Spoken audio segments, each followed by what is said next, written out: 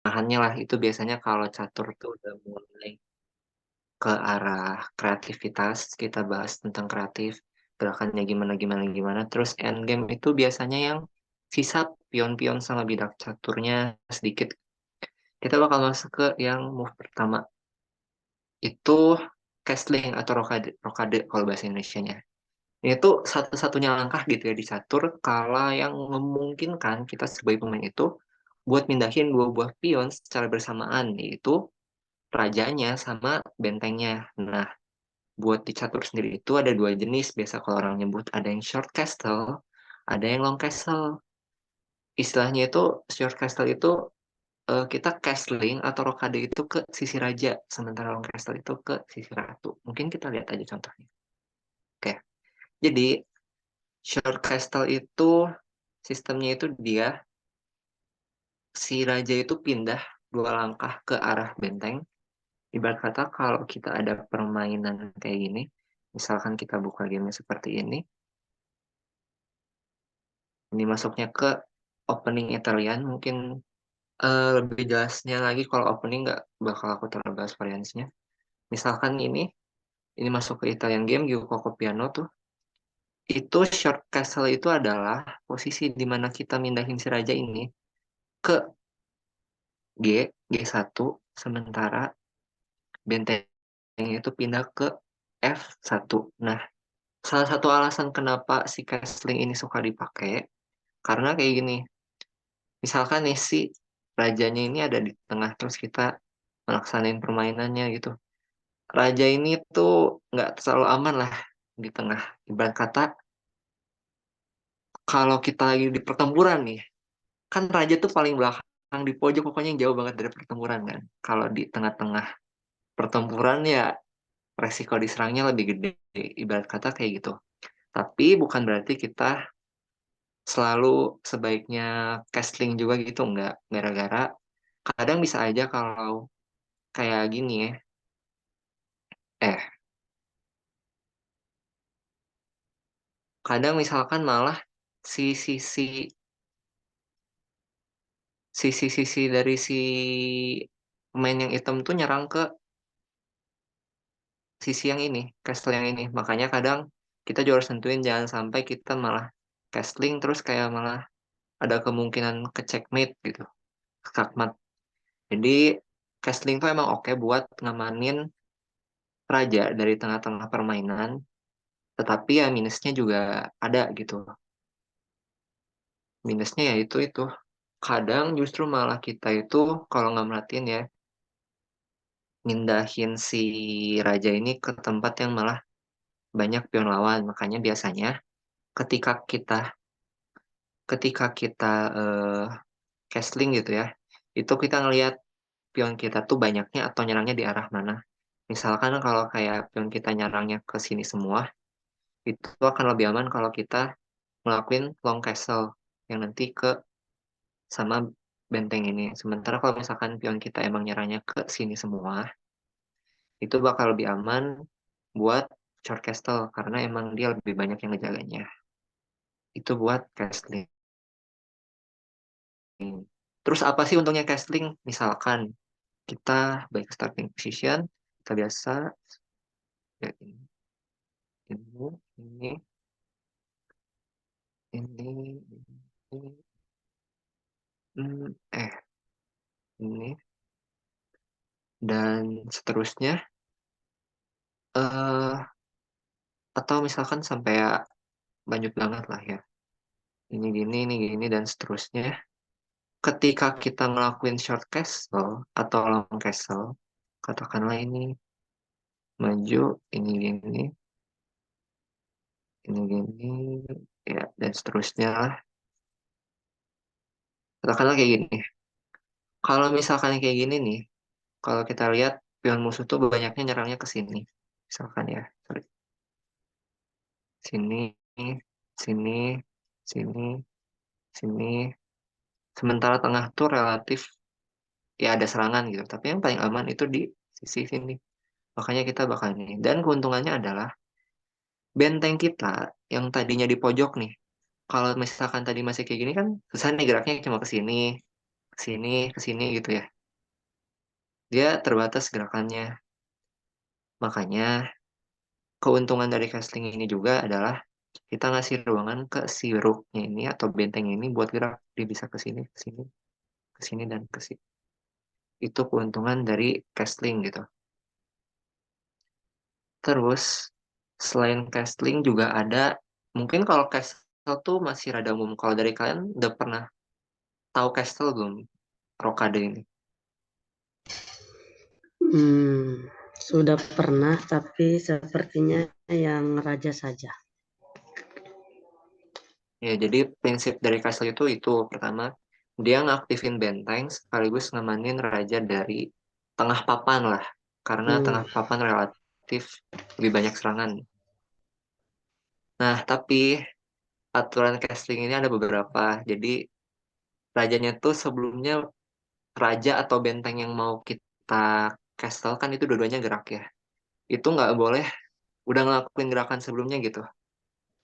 Misalkan tadi kita rajanya udah maju satu petak ke depan, terus kita satu petak ke belakang, terus kita casting gitu nggak bisa.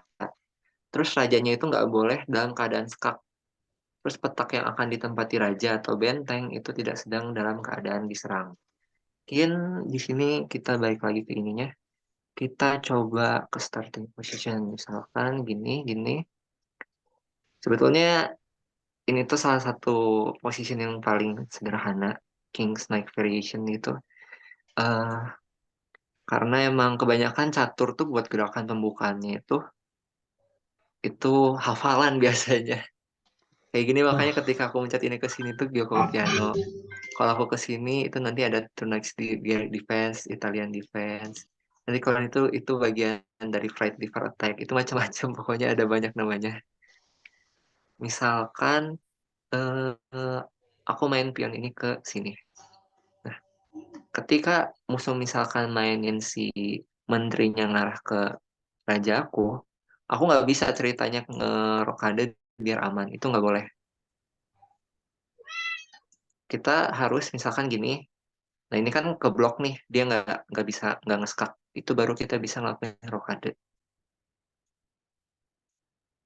Ataupun kalau misalkan si katakanlah tadi si ininya udah maju, terus kita di sini, terus gini. Nah kalau posisinya kayak gini juga, ini nggak bisa karena ya nanti kan langsung ke skakmat gitu ya. Ataupun misalkan ya katakanlah ini mah katakanlah aja ya. Nah misalkan gini lah, sininya mungkin yang bener yang ini. Secara logika kan ini nggak skakmat ya, nih kan nggak skakmat nih kan si menterinya nyerangnya ke benteng kita kan. Tapi dalam aturan catur itu pun tetap tidak boleh. Jadi ketika posisi kita salah satu dari dua ini diserang, kita nggak bisa ngelakuin short castle ya. Kalau mau kita tutup satu misalkan, itu baru bisa kita ngelakuin short castle dan long castle pun juga sama. Itu yang rada simple. Itu gerakan khusus rokade. Berikutnya kita bakal yang ke lebih jarang lagi gitu ya, orang jarang tahu. Itu namanya enpasan. pasar. Kamu tahu? Enpasan itu langkah spesial buat ketika pion kita mau makan pion lawan gitu. Pion yang ngelakuin enpasan itu ada tiga syaratnya. Pertama, dia udah ngelangkah sejauh tiga baris ke depan. Pion yang akan dimakan itu harus ngelangkah sejauh dua langkah dalam satu gerapan. Dan berada tepat di sebelah pion yang akan memakan. Gerakan enpasan harus sudah dilakukan ketika pion yang akan dilakukan dimakan melangkah. Nah, contohnya kayak gini. Ini di kiri itu ada gambar normal gitu ya. Pion yang kita tahu cara makannya kan ya ke depan kiri atau ke depan kanan. Nah, kalau enpasan itu rada unik. Kayak di sini, si pionnya itu asalnya dari pion hitamnya yang bakal kita makan ya. Asalnya itu ada di petak ini. Terus dia maju dua langkah, itu kita boleh makan dengan pion Hmm, putih itu kayak gini caranya.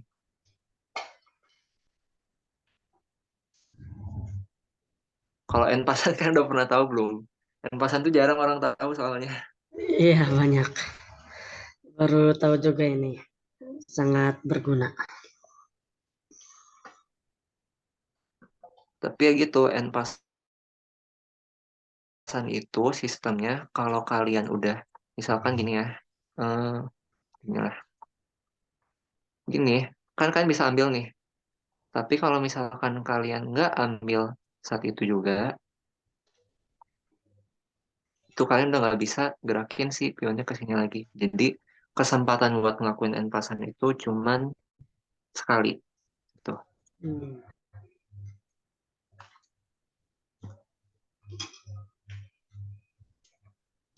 Berikutnya, setelah N pasan itu, kita mulai mungkin masuk ke teknik. Bukan teknik, ini sebetulnya istilah situasi Assalamualaikum.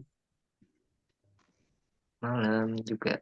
Waalaikumsalam. Kalau Zugzwang itu juga namanya aneh, itu ini dari bahasa Jerman, itu kurang lebih itu diartinya kalau mungkin kita di Indonesia, Indonesia tuh kayak kita tuh harus jalan gitu. Maksudnya kan, misalkan kamu main putih, aku main hitam nih.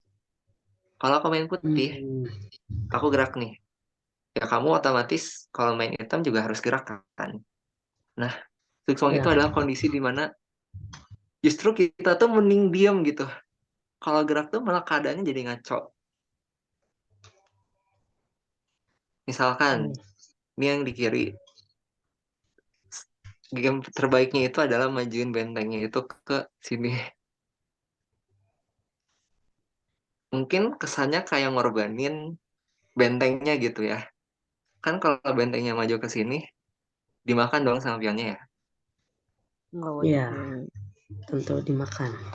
Tapi kalau kita perhatiin ke gerakan berikutnya, si pion yang hitam ini pertama, dia nggak mungkin makan pion putih ini. Karena tadi kan bentengnya di sini, otomatis ke skakmat kalau dia pindah. Hmm. Kalau misalkan si pion ini makan benteng, ya udah pion ini tinggal maju ke skakmat musuh. Wah. Kalau misalkan si menteri ini pindah entah kemanapun, ya bentengnya tinggal makan pion yang hitam ini. Karena tadinya kalau menterinya ada di sini tuh kan dia bisa ngedefense pion ini ya, bisa nahan pion ini. Jadi kalau Hmm. ini dimakan, ini makan, dah nggak jadi. Tapi ternyata gerakan menangnya adalah dengan majuin benteng dan ngorbanin bentengnya itu. Itu gerakan terbaiknya. Terus kalau yang tengah Hmm. ini tuh itu lebih ke arah kita harus gerak. Jadi misalkan kita main putih, gerakan terbaiknya itu gerak ke sini, ke petak hitam ini. Karena kan ya yang pion ini mau gerak juga, mau ngelindungin misalkan. Gerakan yang dia boleh itu kan misalkan ke sini, ke sini. Karena yang ininya di kan. Ketika ini berlanjut terus, mau nggak mau itu si pion, si ketika ini misalkan pindah ke sini, atau aku, bisa nggak ya? Hmm.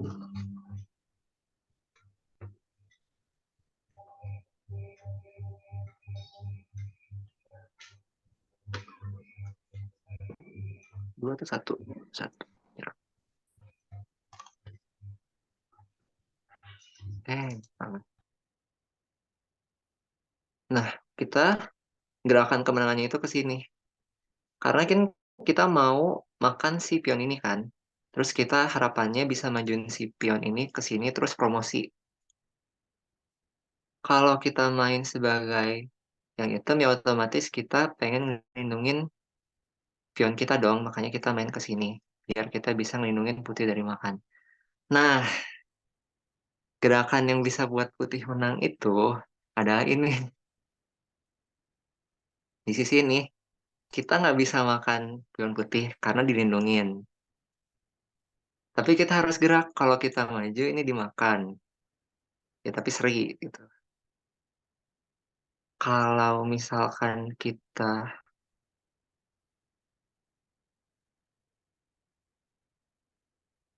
ngelakuin gerakan yang lain, misalkan ke sini, udah otomatis kalah gitu. Jadi ya susah di game ini tuh. cuma bisa majuin ini. Oh, sorry kebalik. Aku baru nyadar ini hitam, ini putih. Nah, pion yang hitam kan ke sini, yang putih ke sini. Otomatis kan yang ini nggak bisa maju, nggak bisa ke sini ya. Dan kita otomatis mainnya ke Iya. sini kan. Ini ambil, dia gerakannya cuman ke sini sama sini. Misalkan dia main sini, ya kita main sini, kita majuin. Dia misalkan ngejar, kita majuin, ngejar, majuin.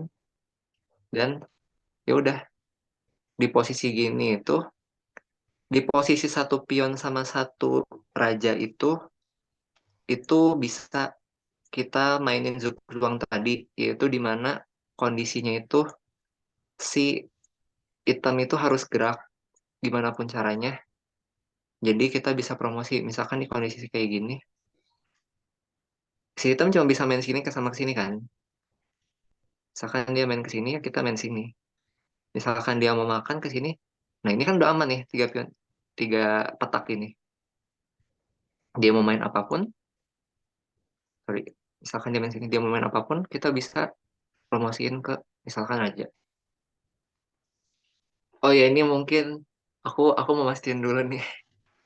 Dari kalian sebelumnya tahu nggak sih aturan seri di catur tuh apa? Hmm, mungkin yang lain ada yang tahu. Pak Fahmi?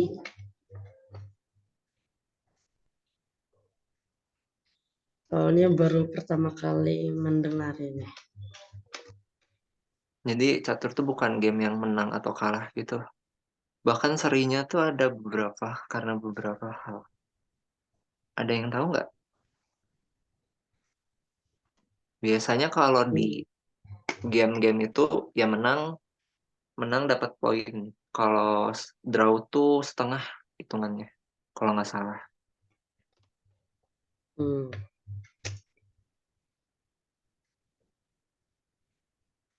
Ya, mungkin kalau nggak tahu aku jelasin singkat lah ya. Karena tadi aku sedikit blunder pas sempat main lagi lost streak nih gara-gara gak fokus. hmm. Nah ini harus ini bisa menang cuman gara-gara sisa waktunya sedikit di akhir aku draw. Kenapa draw? Ini aku putih main. Ini hitam motong semua gerakan dari raja yang hitam. Yang hitam nggak bisa Nah, gerak, pada nggak mati. bisa maju. Nah itu disebutnya seri karena stalemate. Padahal harusnya kalau aku nggak gerakin raja dari sini ke sini itu bisa misalkan kayak gini aku mainnya ke sini, raja ke sini dan seterusnya itu bisa dibuat menang. Cuman kayak lihat sisa waktu aku tinggal 30 detik rada panik gitu ya. Dan Hmm, itu eh alasan catur bisa seri pertama itu stalemate. Jadi kondisi misalkan setelah kita mainin gerakan di putih, tapi di hitamnya itu nggak ada gerakan yang bisa dilakuin gitu, nggak ada gerakan legal yang bisa dilakuin. Itu jatuhnya stalemate. Yang kedua, seri itu bisa terjadi kalau setuju. Misalkan Aska sama Esa nih main catur nih bareng. Terus kayak, ah kayaknya ini nggak maju-maju nih si gamenya. Kayaknya gini-gini aja nggak maju-maju aja. Itu bakal seri. Jadi kalian bisa seri itu karena atas keputusan bersama kayaknya gamenya udah kita clean aja di sini seri gitu. Terus ada oh, juga game yang diakhiri itu karena pengulangan 3 kali. Misalkan ya ini misalkan kalian majuin ini, terus kalian majuin ini, musuh majuin ini, kalian balik, balik, gini, gini, gini, gini. Itu bakal jatuhnya seri karena dia ngulangin gerakannya 3 kali. oh, Terus ada juga yang ini rada susah sih sebetulnya terjadinya. Susah. Aku praktekin juga kayaknya lama. Seri itu terjadi ketika misalkan aku main putih terus Arvin main hitam nih. Terus selama 50 gerakan nih, aku main putih tuh nggak makan sama sekali pion Arvin. Arvin pun dalam 50 gerakan nggak makan pion aku sama sekali. Berarti totalnya ada 100 gerakan yang nggak makan pion sama sekali. itu bakal dihitungnya seri. Jarang kejadian karena ya 50 gerakan nggak ada pion yang kemakan tuh hal yang jarang gitu ya. Tapi emang ada gitu, dan aku pernah lihat eh pemain catur nomor 2 di dunia itu ngelawan komputer yang level berapa itu ada, karena ya komputer tuh sebetulnya masih yang paling jago di catur gitu ya, melebihin manusia. Makanya Hmm. ini bukan lawan komputer level max, ini komputer level sekian. Itu mereka seri karena struktur pionnya tuh bener-bener solid lah ibarat kata. Kalau ada yang majuin hal-hal yang lain terus ada yang kemakan kemakan kemakan, itu malah hasilnya nggak nguntungin kita gitu. Terus akhirnya mereka ngulang-ngulang ngulang-ngulang gerakan yang nggak, bukan repetisi yang kayak tadi misalkan. Kalau tadi kan ngulang-ngulang gini terus ya. Kalau mereka tuh gini gini gini, gini gini, tapi dia nggak ngulangin gerakan yang sama persis. Nah, mereka ngelakuin gerakan itu antara dia sama botnya itu sebanyak, sampai serinya tuh akhirnya digerakkan ke 134 atau 136 gitu. Itu bisa Oh, terjadi tapi jarang banget. Tadi udah repetisi, stalemate, agreement. Yang terakhir itu kalau nggak ada material yang cukup, nggak ada bidak catur yang cukup. Misalkan kondisinya di akhir gini, itu nggak bakal bisa nge-skakmat gitu ya, karena ya mereka sama-sama saling nggak bisa ngedeketin gitu ya. Mau sampai kapanpun ya, ya udah, mereka cuma muter-muter doang. Tapi hmm. insufficient material ini, atau ketika seri karena nggak ada material ini, bukan terjadi doang ketika raja sama raja doang. Insufficient material ini misalkan putih kondisinya menang, dia punya kuda, itu bakal tetap dianggapnya seri karena raja dan kuda itu nggak bakal bisa ngeskakmat si raja musuh. Hmm. Bahkan dua kuda pun itu nggak bisa ngeskakmat raja musuh. Mentok-mentok seri. Jadi bahkan ketika kita menang gitu ya, kalau dilihat kan kayak oh kita menang dua kuda, lebih banyak dua kuda daripada musuh. Tapi sebetulnya di posisi ini tuh seri gitu. Dulu pas aku belum tahu itu, aku kondisinya ini musuh tuh punya ini ratu aku, ini kuda aku, ratu musuh di sini, ratu musuh sekitaran sini lah. Dulu aku mikir kan kayak tukeran aja gitu rajanya, ratunya kan menang gitu ya, aku ada kuda. Terus tiba-tiba tulisannya seri karena kekurangan material. Hmm. Jadi kalau cuma ada dua ini itu nggak bakal bisa menang gitu. Itu juga harus diperhatiin. Terus satu raja, satu kuda. Yang satu lagi yang style seri itu kalau ini. Jadi kalau menteri satu biji sama raja itu nggak bakal bisa ngeskakmat gitu. Kecuali menterinya dua itu baru bisa ngeskakmat. Atau satu menteri satu kuda itu baru bisa ngeskakmat. Cuman mungkin itu kita bahasnya di lain waktu. Nah, ini yang contoh Zugzwang. Yang kanan ini tuh kalau harus dicontohin, bisa sih dicontohin itu. Tapi yang kanan itu bener-bener gila Zugzwangnya. Karena gerakan apapun yang dilakukan itu bakal ngakibatin pionnya kalah. Hmm,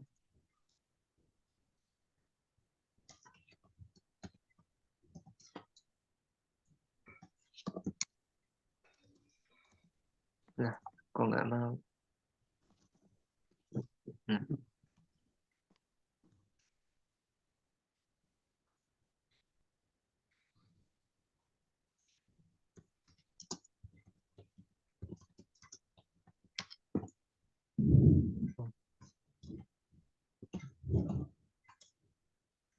nah, hmm. Nah, di kondisi ini tuh gerakan terbaik yang bisa dilakuin item itu Karena putihnya ini kena tadi itu Zugzwang. Kalau dia gerak, itu hancur. Gerakan terbaik Hmm. hitam itu ini. Aneh gitu ya, kesannya aneh.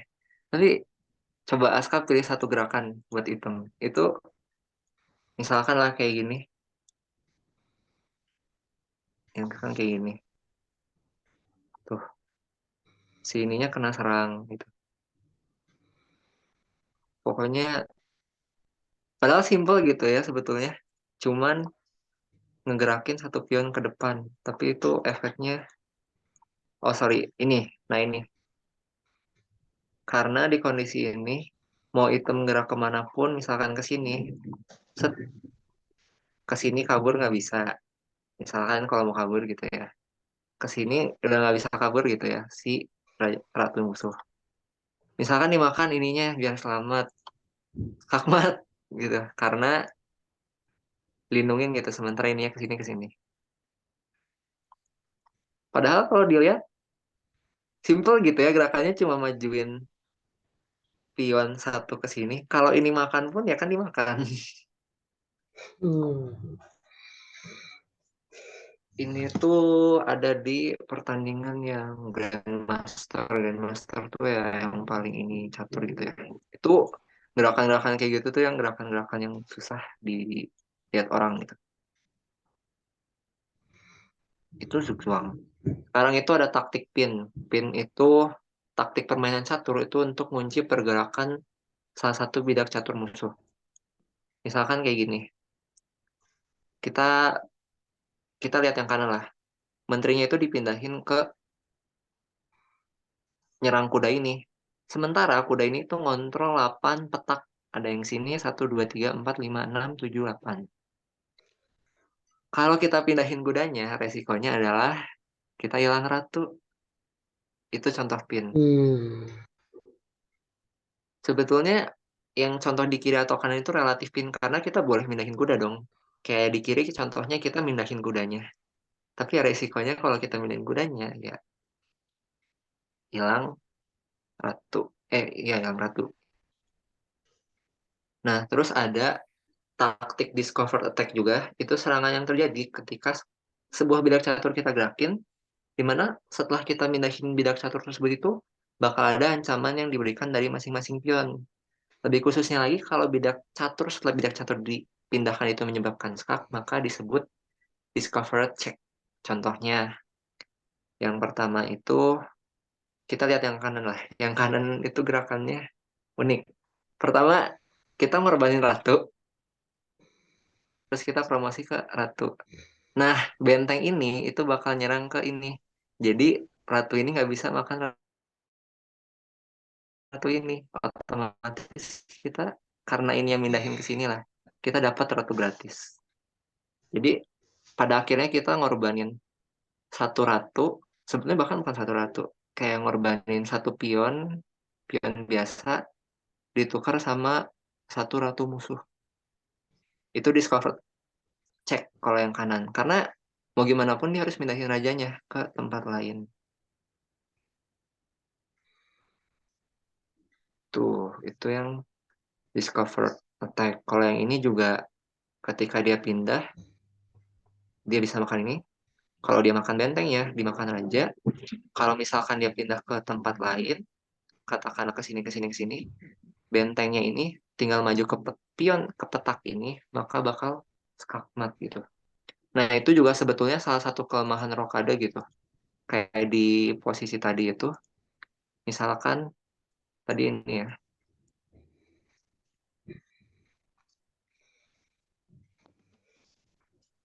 Hmm.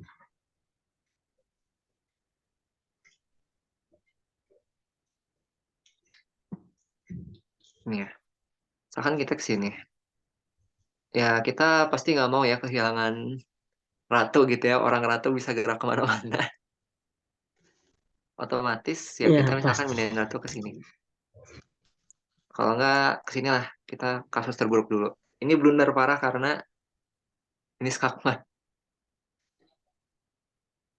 Itu salah satu kelemahan castle kalau kita belum majuin ini karena jadinya rajanya tuh benar-benar kekurung gitu kalau misalkan ada serangan kayak gini. Tapi ya kalau kita majuin pionnya kayak gini juga bakal ada serangan mungkin dari menteri atau ratu yang kayak gini. Ada plus minusnya sih. Kalau misalkan tadi ratunya katakanlah ke sini biar ini nggak skakmat, ya udah. Terus kita tinggal majuin pion-pion ini buat promosi, sementara pion-pion musuh kita serang pakai menteri buat nahan biar mereka nggak promosi.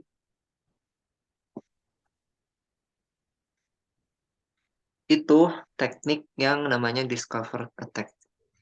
Kalau dari kalian mungkin ada yang pernah secara nggak langsung ngelakuinnya di game, aku juga kurang tahu. Dari kalian pernah ada nggak?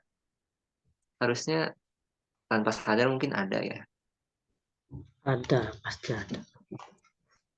Cuman ya mungkin ketika kalian udah tahu kayak gini itu kalian lebih gampang notisnya kayak oh gue bisa ngelakuin si taktik pin ini kita ngepin musuh gitu.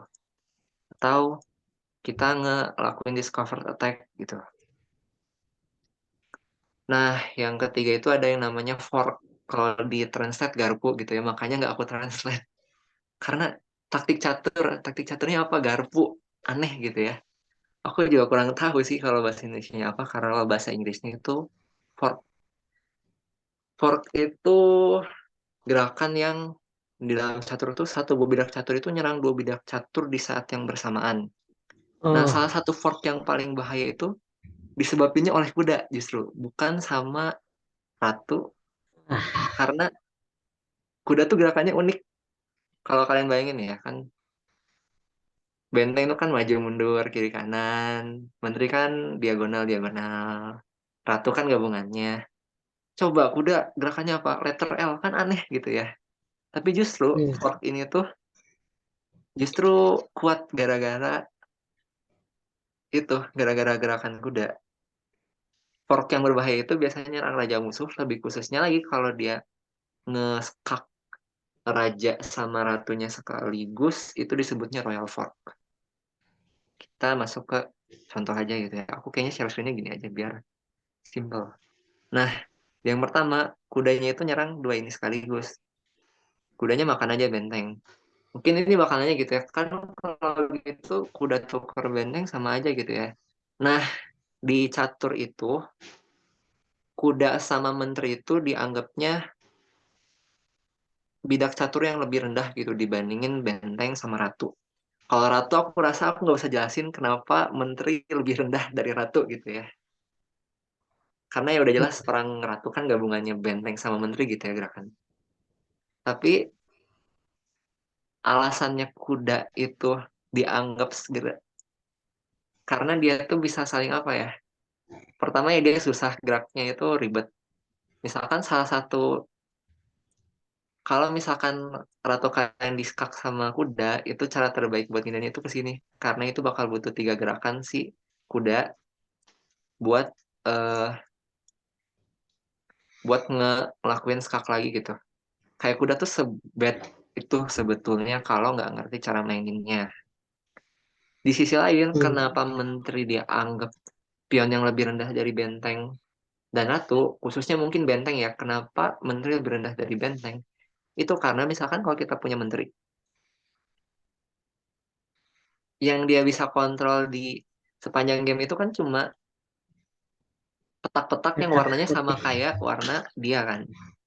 Misalkan Iya, di sini kita tentu. pionnya ini, menterinya ada di putih.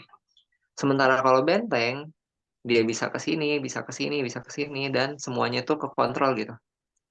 Si setiap petaknya. Makanya kenapa menteri itu dianggapnya lebih rendah dibandingin dua benteng. Dan mungkin juga karena benteng itu bisa ngelakuin skakmat. Jadi cuma satu raja sama satu benteng itu bisa ngelakuin skakmat. Cuman kalau satu raja satu menteri juga enggak gitu. Itu soal fork. Kalau di sini juga ada si menterinya itu ngefork raja sama bishop. Rajanya harus gerak, otomatis bentengnya nggak bisa dilindungin. Itu fork. Contoh paling contohnya. Ada salah satu pembukaan di catur itu yang dia itu manfaatin sistem fork. Ini kita masuk ke Italia. Sorry, ini ke sini. Nah, gerakannya itu adalah ini. Targetnya adalah kuda ke sini, raja ini nggak bisa makan ini karena ada menteri yang lindungin. Otomatis, kuda ini dengan leluasa bisa nyerang ratu, bisa juga nyerang benteng. Biasanya sih Ah, ambil benteng karena ya siapa yang mau hilang ratu gitu ya. Terus kalau kalian misalkan udah mindahin raja juga, itu juga harus hati-hati gitu. Karena raja itu ngelindungin, kalau misalkan ratu itu kan ngelindungin pion ini ya. Misalkan ketika raja udah nggak ngelindungin pion ini, terus kayak gamenya mulai berjalan, dan kalian nggak sadar, misalkan kalian main ini, terus kalian main ini, terus kayak kalian, musuhnya ini, gue nyerang. eh atau jangan kuda lah, apa ya. Nah ini, maksudnya gini lah, gue ambil sini aja. Nah, salah satu fork yang paling sederhana yang nggak perlu si kuda dilindungin itu, ketika awal game itu, kuda makan pion ini. Makanya kalau kita main ratu maju, hati-hati apakah ada yang ngelindungin pion ini atau enggak. Karena kalau dimakan ini, kudanya nyerang raja sama nyerang benteng. Mau nggak mau, rajanya pindah antara ke sini, ke sini, ke sini, ke sini. Sementara ya kudanya tinggal makan ini. Itu fork sistemnya. Biasanya fork yang paling ngeri itu ya kayak gitu. Kalau misalkan kayak di contoh yang kanan ini, si menterinya itu nyerang raja sekaligus sama bentengnya. Jadi otomatis dapat lah biasanya. hmm, Kalau kenapa? Sampai sini mau ditanya dulu nggak? apa ya? Sama belajar Sepertinya sih aku. tidak ada. Kenapa? Sepertinya tidak ada. Ini masih sederhana. Taktik sih. Selanjutnya ada skewer. Bahasa Indonesianya nyate gitu. Itu taktik nyerang juga di catur. Itu yang dibuat kalau sesuatu bidak menyerang bidak-bidak lawan yang berada dalam posisi yang sejajar gitu. Ribet gitu ya dengar kata-katanya, cuman mungkin kalau ngeliat ilustrasinya itu bakal lebih gampang. Nah, ada perbedaan sedikit gitu sama skewer sama sama pin tadi. Kalau pada skewer itu pion yang bernilai lebih tinggi itu berada di depan, sementara pion yang bernilai lebih rendah itu berada di belakangnya. Kalau pin itu kebalikannya. Kalau kayak pin itu kan tadi kasusnya yang ini, eh yang ini kan dia ngepin ya, itu contoh pin. Kalau skewer itu beda. Misalkan nih, ini aku satu ilustrasi. Nah, raja ini lebih penting ya dari ratu, meskipun raja ini nggak guna, gerakannya cuma gitu-gitu aja minta dilindungin. Tapi nilainya lebih gede. Jadi sistemnya itu kebalikannya. Kalau tadi set, mau nggak mau raja yang pindah, makanya bisa makan. Nah ini tuh yang dimaksud paralel tadi itu dalam artian mereka tuh sejajar dalam satu garis serangannya itu. Kalau ini kan diagonal atau bisa juga secara horizontal. Misalkan kalau kayak gini, misalkan ini, ini, ini. Nah ini mau nggak mau si rajanya harus pindah ke sini, ke sini, ke sini, ke sini. Sementara ya ini tinggal makan nanti misalkan sini. Itu taktik yang umum gitu ya. Sebetulnya ada satu lagi, itu windmill. Sebetulnya dibilang taktik lebih ke kondisi, cuman jarang kejadian dan kayaknya lebih seru kalau kalian cari tahu sendiri gitu ya. Windmill tuh tapi emang sejarang itu sih kejadian juga di catur gitu. Terus kita masuk ke pembukaan. Gerakan pembukaan itu yaitu Gerakan pembukaan itu opening namanya juga ya. Itu gerakan di awal yang dilakukan sama pemain catur dalam rangka ya ngebuka ya pergerakan awalnya aja kayak gimana gimana gimana. Nah, prinsip dari pergerakan catur ini itu ada 5. Itu ada development, center control, king safety, pawn structure, sama comfort. Aku bakal jelasin nanti. Sebetulnya catur ini ada hubungannya sama kecerdasan spasial gitu ya, kecerdasan ruang gimana kita nginget suatu pola gitu-gitu, pola pergerakan si pion-pion catur ini. Kenapa ingat pergerakan yang paling gampang itu contohnya adalah opening. Opening itu bener-bener, waduh opening itu bener-bener ngafalin, kayak ngafalin rumus banget. Dan variasinya Oh, tuh banyak banget.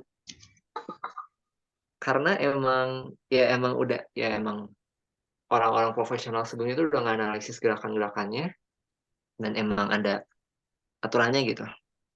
Makanya kalau kalian lihat di sini, Kings Pound Game ya C20. Aku ke sini, terus dia ke sini, itu nanti ada King Snake varian, ini jadi Italian, ini jadi Gyokoko, ya macam-macam. Ada juga yang ini Reti gitu ya, aku lupa. Ada Reti, ada Vienna, ada French Defense, ada English Opening, ada juga mungkin ini Sicilian Defense, kayak gini-gini, terus kayak gini ini namanya Open Sicilian. Wah, pokoknya kalau opening tuh gerakannya bener-bener hafalan.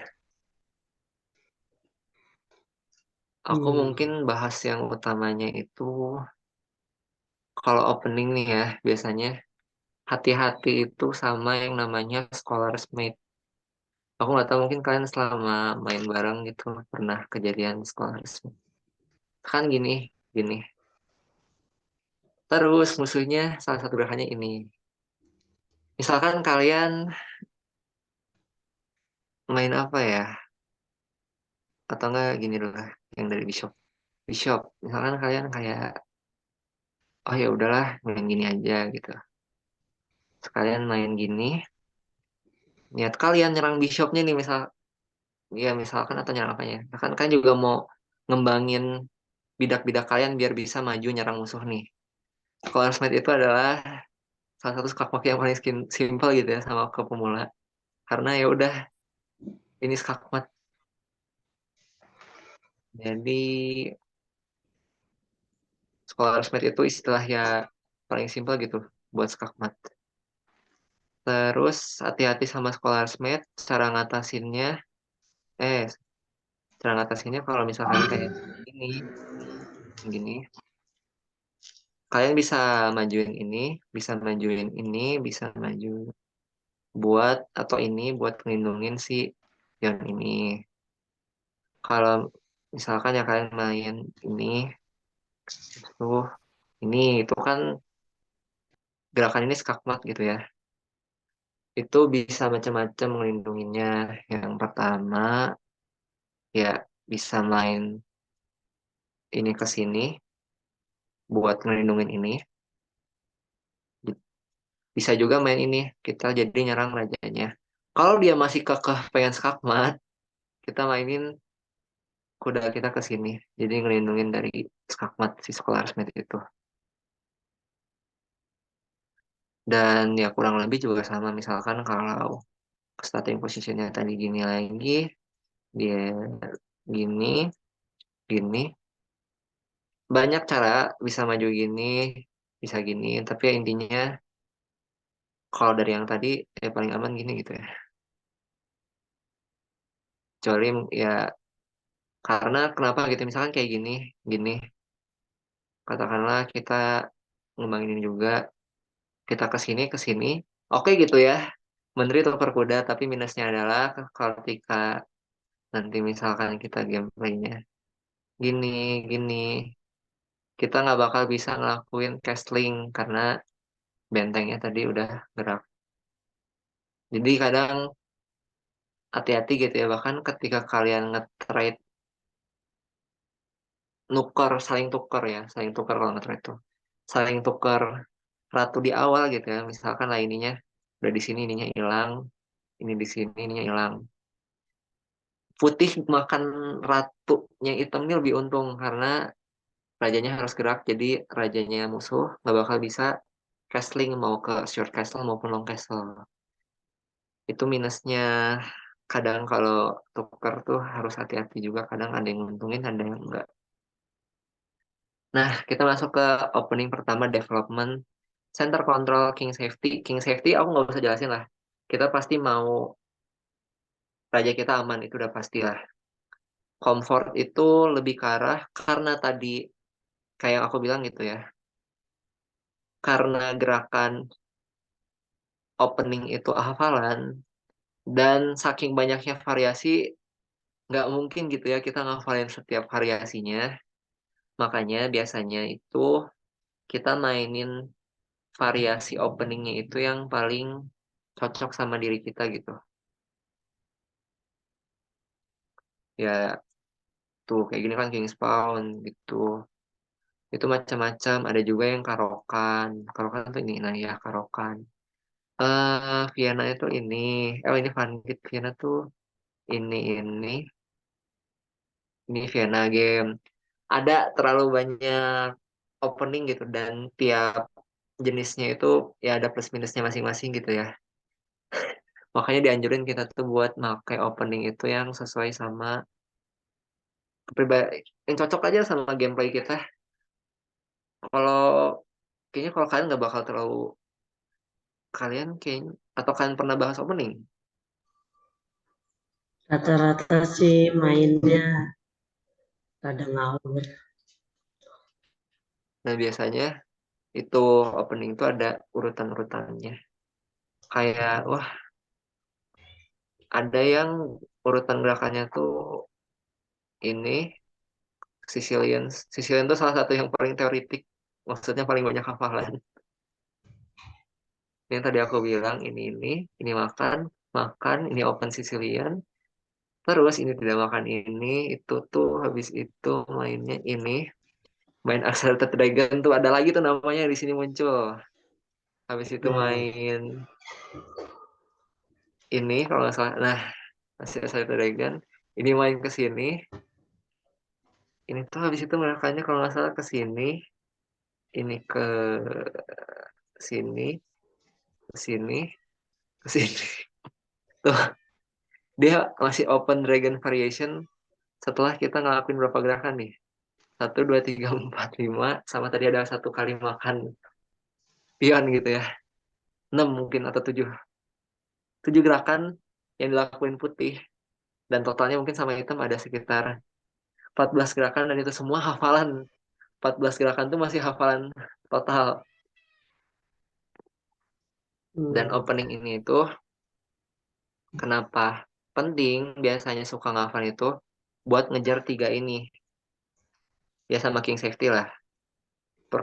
Kita mau ngembangin pion-pion kita mau ngembangin center control sama pawn structure.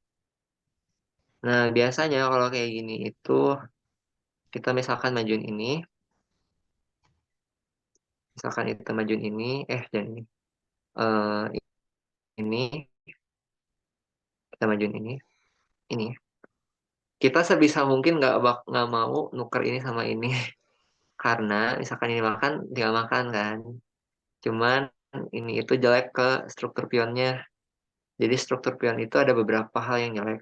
Mungkin aku takutnya rada lupa ya. Yang pertama itu kalau numpuk gini itu jelek.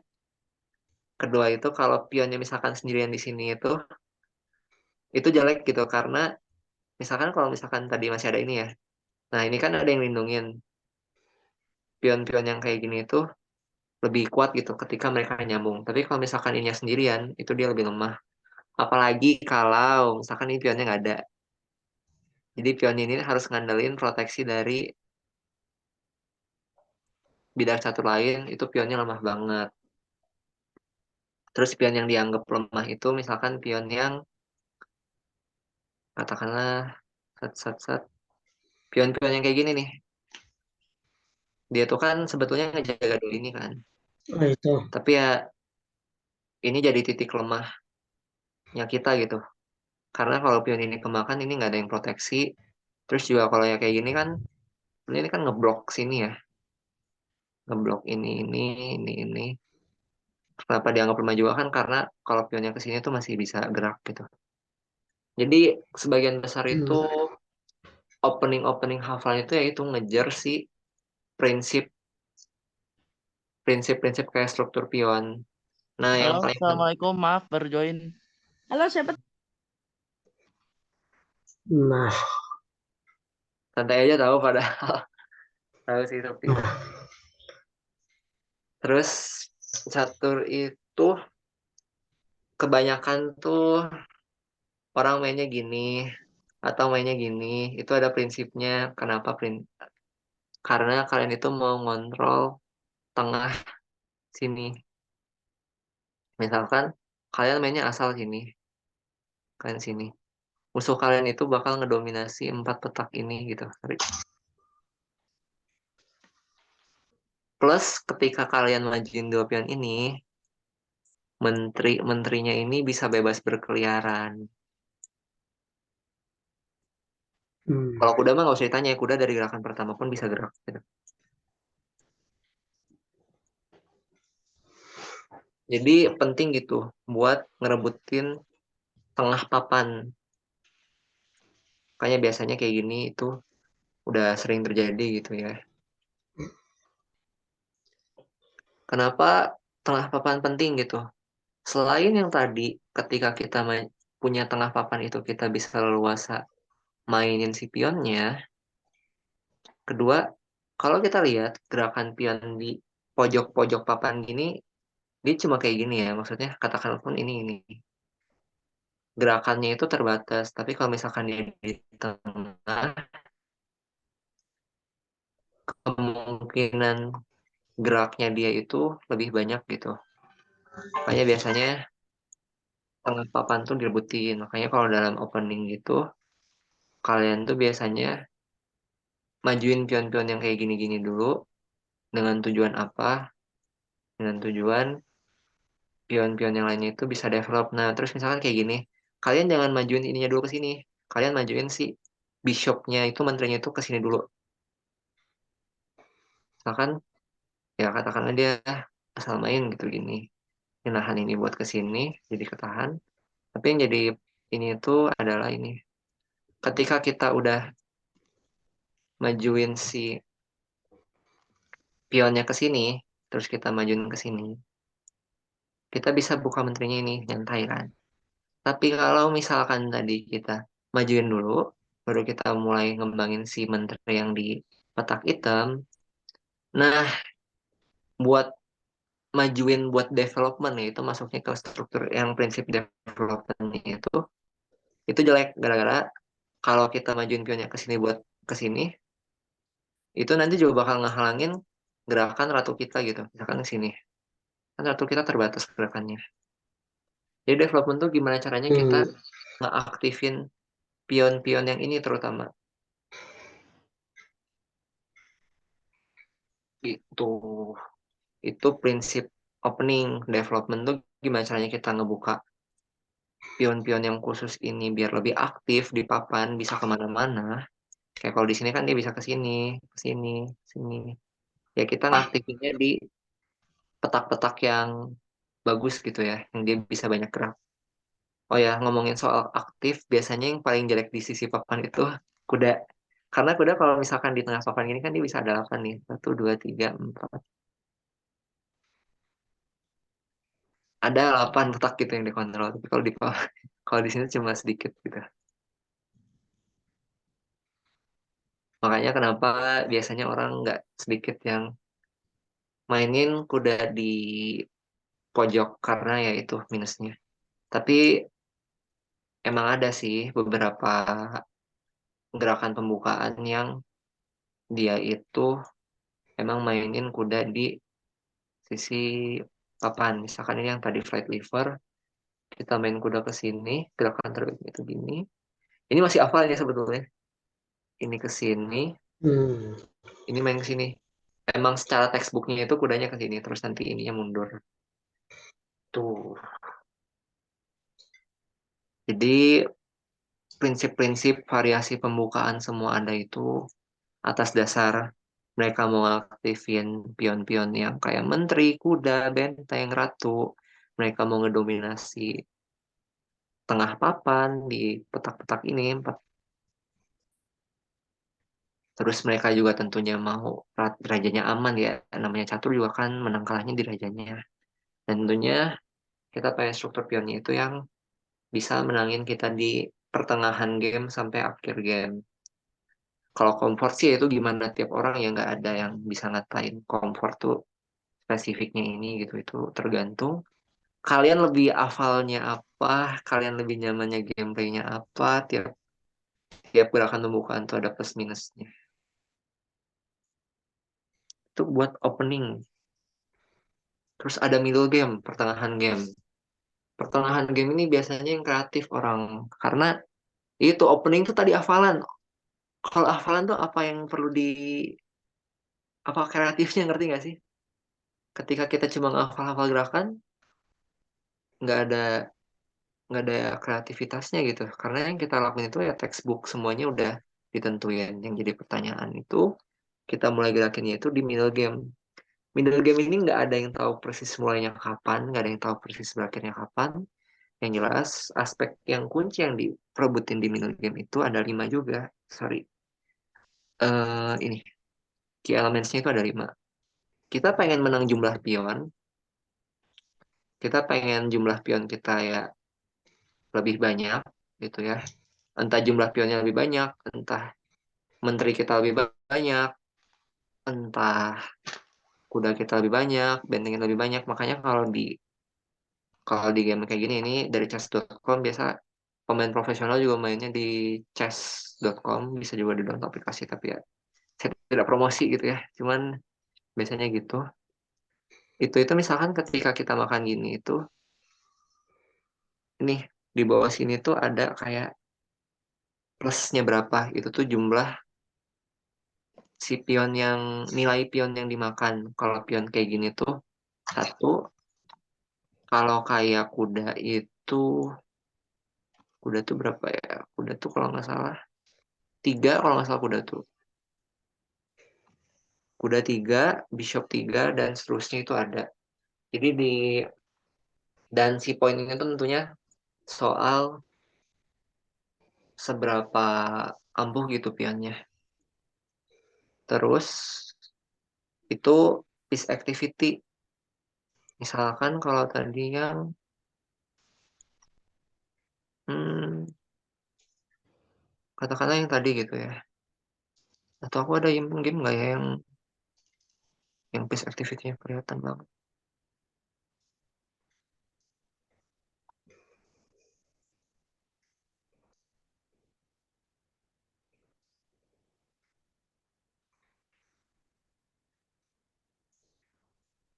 Nah, kalau di game ini gitu ya, piece activity-nya yang hitam itu lebih sedikit daripada yang putih.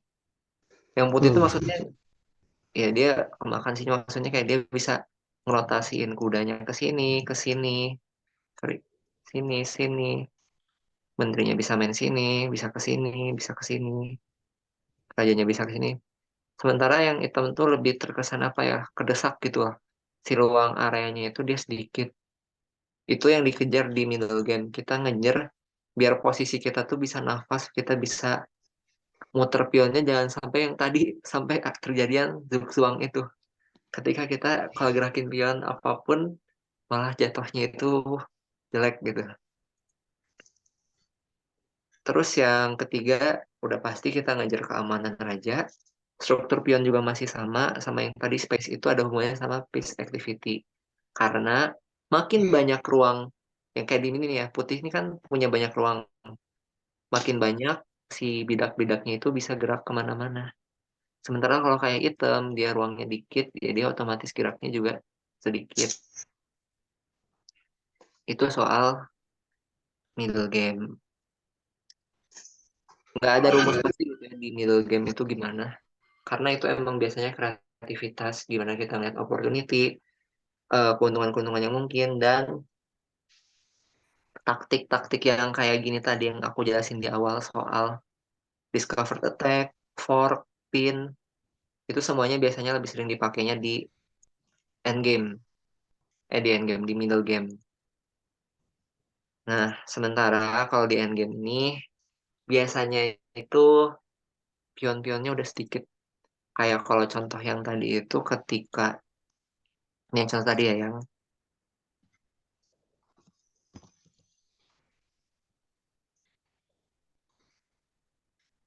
contoh yang ini itu contoh dari endgame. Biasanya kayak gini tuh udah dimasukinnya endgame.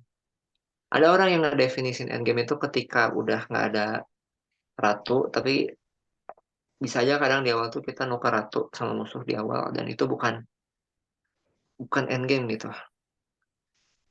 Itu endgame itu contohnya ketika si posisinya itu udah sedikit. Biasanya kalau di endgame ini itu ada taktiknya tersendiri dan objektif utamanya adalah kita mau promosiin pion-pion kita ke sini buat jadi ratu atau kuda tergantung keadaan. Karena itu kita pengen menang gitu ya.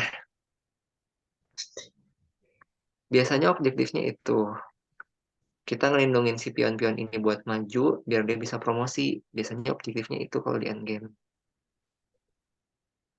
Nah, di endgame itu taktiknya itu beda dan banyak gitu ya. Misalkan, dan kayaknya juga nggak keburu kalau aku jelasin semua, kayak opening nggak mungkin aku jelasin semua jenis variasi, dan aku juga nggak hafal. Dan ya gitu lah. Kita mungkin bakal ke contoh, katakanlah ada raja-raja di sini. Nah, misalkan kita main item. Itu ada satu taktik biar kita bisa ngedapetin, bisa ngepromosiin salah satu pion. Coba, kalau dari kalian coba pikirin. Si item ini, salah satu dari tiga pion ini harus gerak kemana biar kita bisa dapetin pion yang bisa promosi.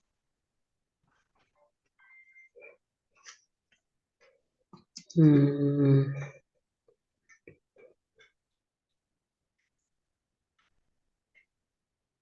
Dari yang lain juga mungkin ada yang kepikiran.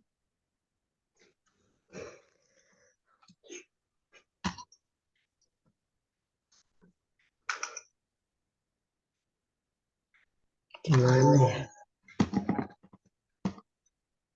Ada tiga opsi, ini ke sini, ini ke sini, ini ke sini.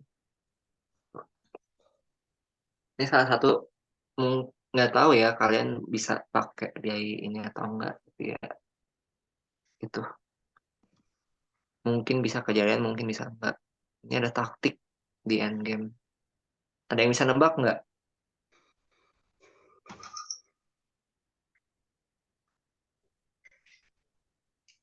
Ayo, ada yang bisa nebak?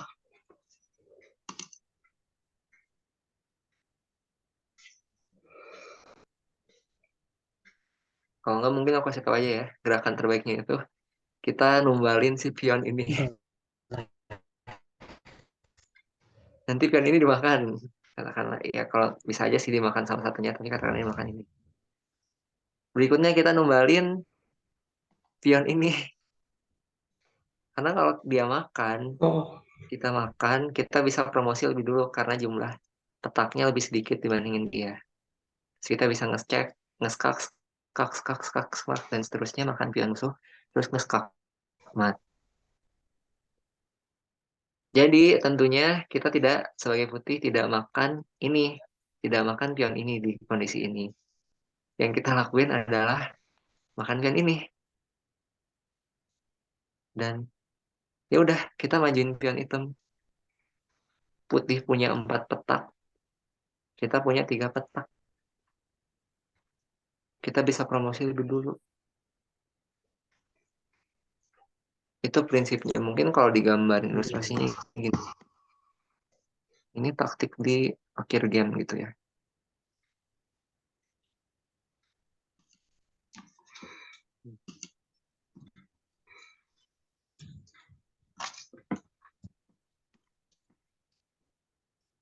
Mungkin kalau di ilustrasi ini lebih kelihatan lagi gitu ya, si jarak pion item mau promosinya lebih dekat.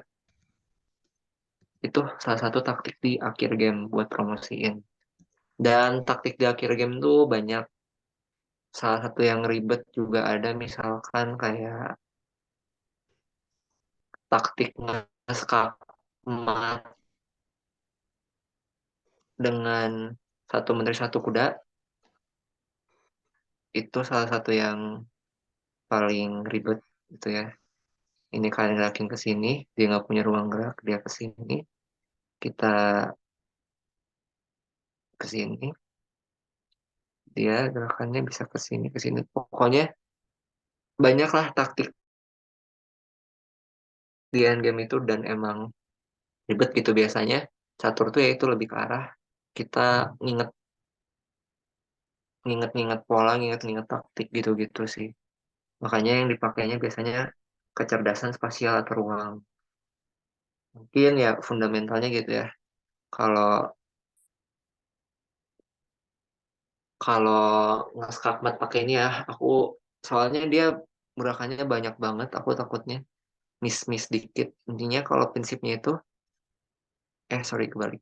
Nah, kalau mau nge-skakmat si item ini, Raja Hitam, karena kita punya menterinya yang putih, si Raja Hitamnya itu harus dibawa ke dua petak ini. Clue-nya itu nanti kudanya itu pertama ke sini, kudanya bakal lateral, dia harus ke sini, dan seterusnya itu ada nanti sampai dibawa ke pojok sini baru kita bisa nge-skakmat gitu. Tapi hati-hati, karena dalam ngelakuinnya, kalau salah dikit itu bisa berakhir seri stalemate. Terus juga ada taktik yang ribet itu, bukan ribet sih, mungkin rada banyak. Tapi fundamentalnya itu adalah ketika kita main dengan ngeskakmat dua menteri. Itu sama, kita juga harus bawa ke pojok. Prinsipnya itu adalah kita ngebatasin gerakan raja musuh buat ke pojok sini, empat pojok ini. Nah, kalau main dua menteri nggak apa-apa, nggak harus kayak di pola-pola tertentu, di petak tertentu baru bisa ngeskakmat. Kecuali kalau main yang kuda tadi, karena ini di hitam, harus di sini. Itu kalau yang taktik end game. Mungkin dari aku sekian aja gitu ya, soalnya aku juga bukan yang jago-jago banget catur, cuma tahu seadanya aja. Mungkin dari aku sekian dulu. Mungkin ada yang mau ditanyain.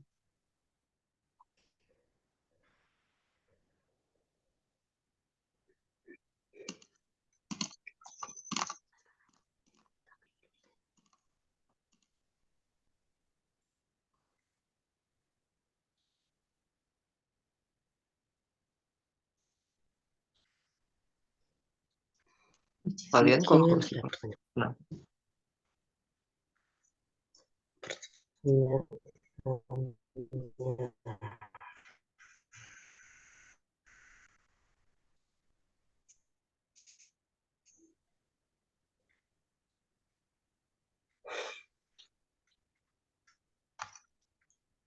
kalian masih umur kayak kelas 7, 8, 9 tuh masih mungkin banget sebetulnya kalau emang mau fokus ke catur gitu ya. Kadang catur tuh kan title tertingginya Grandmaster gitu ya.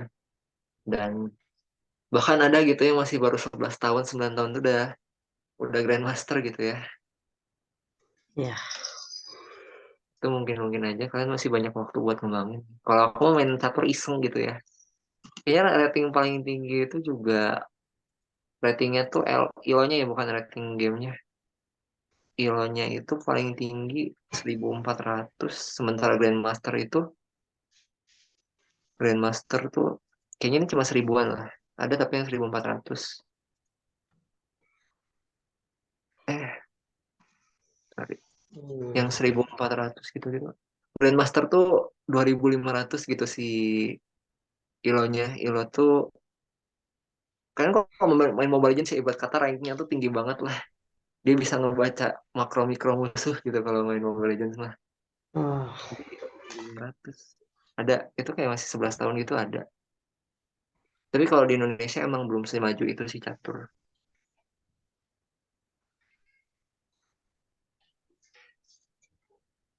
catur banyak. Kalau mau belajar, kayaknya banyak sumbernya, tapi mungkin sumbernya kebanyakan bahasa bahasa Inggris gitu ya. Karena emang di Indonesia, nggak tahu ya, di Indonesia mungkin karena nggak terlalu sepopuler itu juga. Grandmasternya Indonesia ada, cuman nggak yang banyak kayak India gitu. Nih ya, ini contoh nih opening nih. Wah, sangat sangat sebagian contoh gitu ya.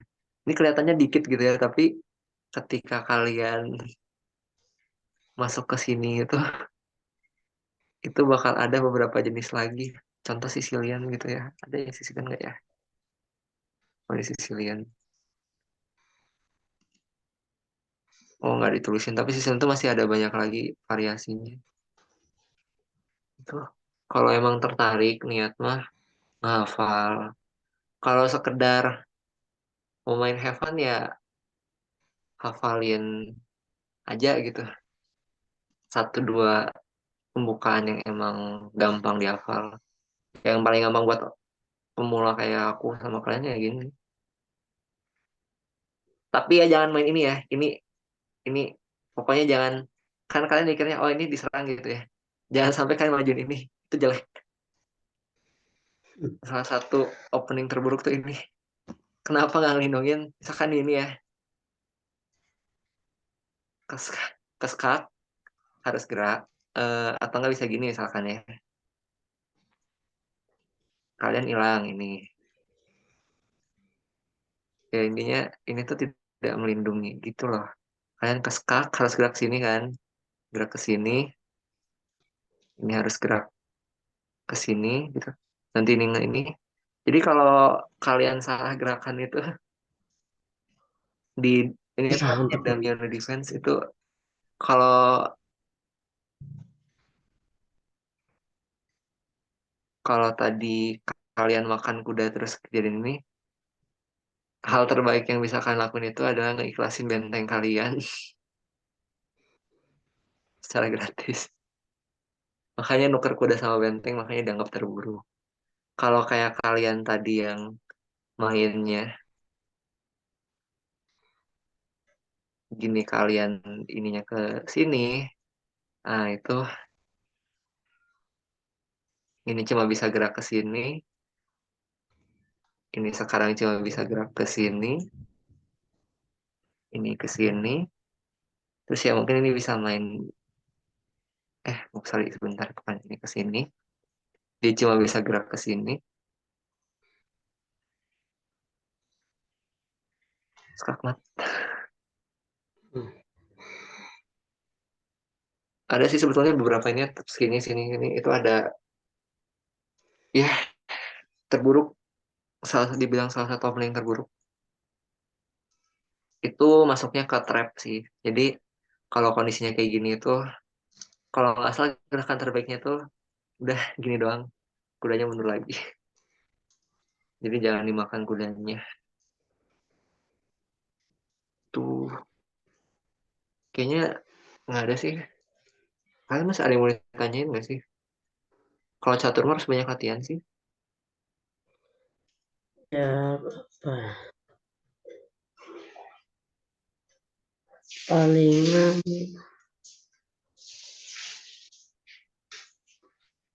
trik kalau misal kalau si pertahanannya udah hancur kira-kira gimana?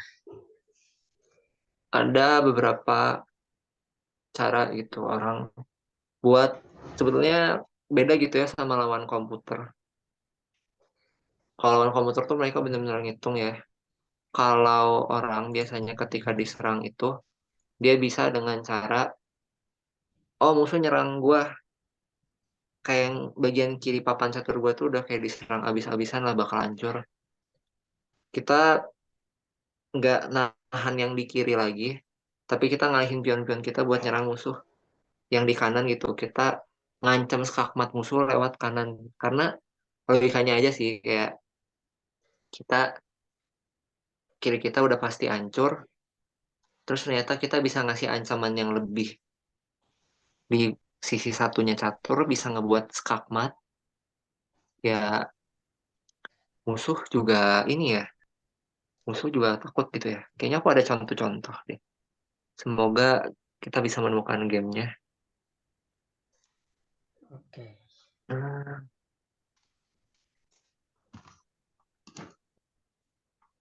yang mana ya? Lupa.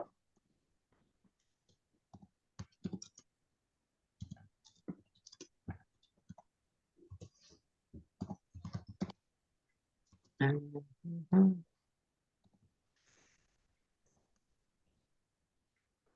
ada yang biru.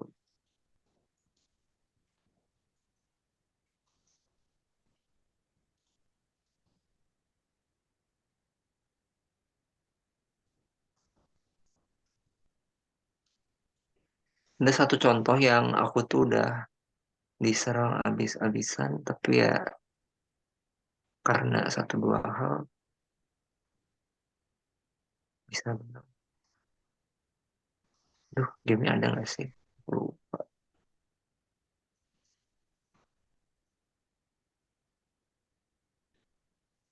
Harusnya rada-rada baru itu gamenya. Ya intinya cara biar musuh yang udah bakal fix punya taktik nyerang kalian, nggak nyerang kalian ya, kalian ancam balik skakmat gitu. Kayak kalian diancam daripada kalian berlindung ya, hajar balik aja gitu sekalian. Tapi ya mikir-mikir juga kalau kalian salah perhitungan, misalkan musuh bisa nge-skakmat kita dalam 6, kita bisa nge-skakmat dalam 7, ya jangan. Tapi kalau misalkan musuhnya nge-skakmat kita dalam 6 gerakan, kita nge-skakmat musuhnya dalam 3 gerakan, otomatis kita bakal ngancam musuhnya gitu kalau bisa nge-skakmat yang 3 gerakan. Terus sama satu lagi itu maksa seri. Oh, Jadi ada satu posisi di mana ketika udah kalah banget, ya kalau udah kalah banget pusing gitu ya pasti mau gimana. Dan cara terbaiknya justru malah bukan ini. Cara terbaiknya tuh justru maksa seri. Aku ada kejadian satu yang lucu, aku lagi nggak fokus main dan bener-bener kalah. Tapi gamenya aku nggak tahu ya ketemu nggak ya.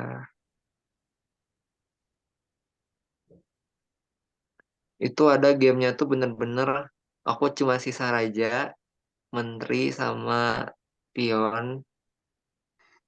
Terus aku mutusin buat numbalin menteri aku. Terus kan musuhnya ngechat ya. Udah toksik tuh, udah tolol lah gini-gini gitu. Dia makan lah menterinya. Terus muncul deh tulisan seri. Karena aku nggak ada gerakan. hmm. Jadi kadang kalau emang nggak bisa menang, incer seri. Jangan incer menang. Kalau udah nggak bisa menang, kalah banget tuh incernya seri. Apalagi gitu ya. Mengingat kalau kayak kata kalian tadi banyak yang nggak tahu aturan seri di catur. Ya mungkin kalau kalian ikut lomba, jebak aja musuh kalian biar makan gitu. Kayak pion gratis atau apa. Terus tiba-tiba mereka nggak ada, kita nggak ada gerakan, seri. Misalkan kita kalah kalah banyak pun ya masih menang gitu. Masih meskipun kita nggak ada ratu, musuh punya ratu, dua benteng, punya menteri, menang. Itu kan kayak untung gitu. Kalau lomba dapat setengah poin lah daripada daripada nggak dapat 1 poin, nggak dapat poin mending setengah poin sekalian. Gitu kalau dalam kondisi kalah, ancam balik kalau emang bisa. Kalau nggak bisa, incarnya seri.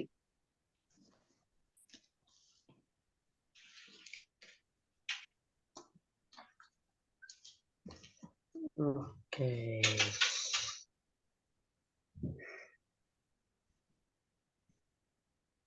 Dari yang lain ada yang mau bertanya?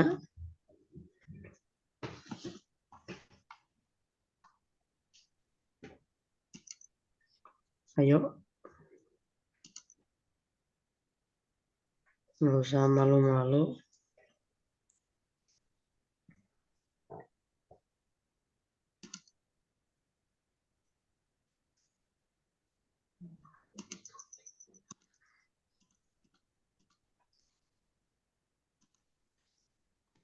Ada mau ditutup nih, ada nggak?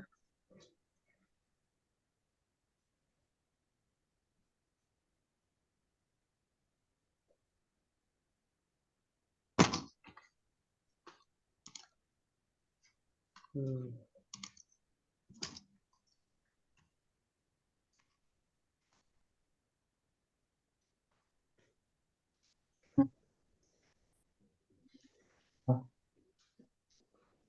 Pemerintah. Kenapa suaranya kecil?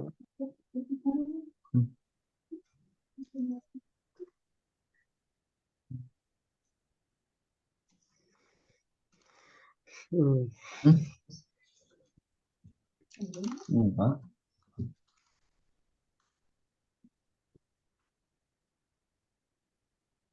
Ini dari yang namanya Kang Catur on mic. Ada mau pertanyaan atau gimana? Soalnya suaranya kurang jelas di aku.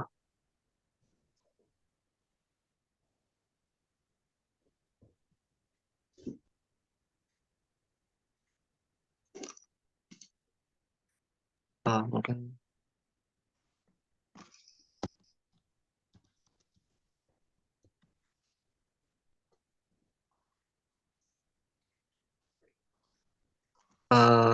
kalau mic-nya kurang jelas mungkin bisa ditanyain di chat aja. Yang tentang sacrifice work gimana ya? Berarti sacrifice work ngorbanin. Sacrifice itu macam-macam sih. Sacrifice itu masuknya ke brilian ya. Coba kita kasih cari contohnya aja yang ribet. Sacrifice itu rada gila kadang karena biasanya itu gerakan buat sacrifice work nggak ada sih. Dia nggak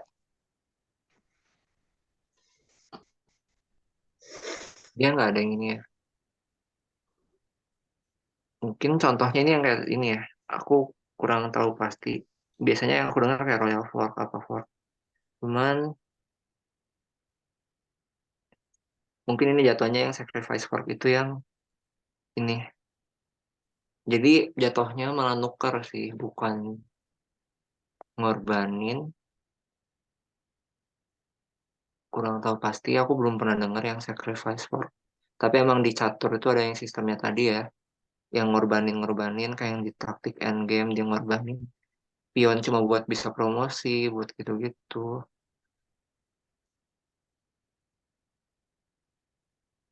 Kak, kalau bagi pemula, oh ya mungkin dari pertanyaan Kang Catur, kalau sacrifice work aku belum tahu pasti. Tapi kalau sacrifice itu berarti ada yang dikorbanin, mungkin salah satunya yang ini. Atau juga mungkin, tadi udah dihapus ya, dashboard. Ini aku pernah kejadian di, oh aku ada curiga dua hal sih. Soal sacrifice work dulu ya. Ini sebetulnya juga ada yang nanya lagi ke aku dari Mufti Said, 7 Said, tapi sabar ya. Sacrifice work juga itu aku rada lupa kondisi gamenya gimana, mungkin gini. eh sini, sini, sini, sini. Aku lupa persis lah si bagian kiri papannya gimana. Dan gerakan yang bikin menang itu adalah gerakan ini. Aku lupa pokoknya si rajanya tuh bener-bener emang udah nggak ada kendali di mana ya, di petak-petak lain gitu loh. Tapi emang benar susah nyarinya dan ini masuknya ke jebakan juga sebetulnya. Kalau nggak salah itu ratunya tuh ada satu satu ini maju mas, satu maju. Kondisinya gini. Tahu kayak gini kayak numbalin menteri padahal kalau diambil ini juga masuknya apa ya? Namanya tuh family fork kalau nggak salah. Kalau kita nge-fork raja, ratu, ratu sama benteng sekaligus. Aku kurang tahu persis maksudnya yang mana. Ada juga aku pernah di posisi yang gini. Ya otomatis pasti gini musuhnya. Ngorbanin kuda juga tapi tukar sesuai. Tapi bisa juga maksudnya sacrifice waktu itu ya tadi kayak aku ngorbanin menteri aku buat bisa ngelakuin ngefork antara si Raja sama Ratu. Dari Kang Catur dulu mungkin terjawab nggak? Soalnya aku beberapa lama denger juga sih, jujur. Cuman kemungkinan antara dua itu, antara nuker maksudnya, atau emang ada bidak pion lain yang ditukar biar bisa ngelakuin fork itu. Jadi forknya itu terjadi, posisi forknya terjadi gara-gara ada sacrifice.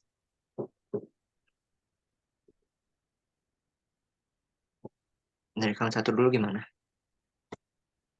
Oke, terus ada pertanyaan dari Mufti Said. Kak, kalau bagi pemula, cara untuk mengetahui gerakan yang paling terbaik agar tidak mudah kalah itu kayak gimana ya, Kak? Kalau buat pembukaan, itu tadi kita gerakan terbaiknya itu adalah dengan mementingkan kita ngerebutin tengah papan, terus juga struktur pionnya jangan sampai amburadul, apalagi kayak gini. Terus kalau kita main benteng, nah benteng itu kalau nggak ada ini dia kuat. Maksudnya dia benteng itu justru kadang suka dihalangin gerakannya sama pion. Jadi kadang kita nyari gerak si posisi-posisinya itu yang pionnya nggak numpuk-numpuk, bisa saling lindungin, punya banyak. Kita ngelihat beberapa gerakan ke depan. Misalkan kayak kalau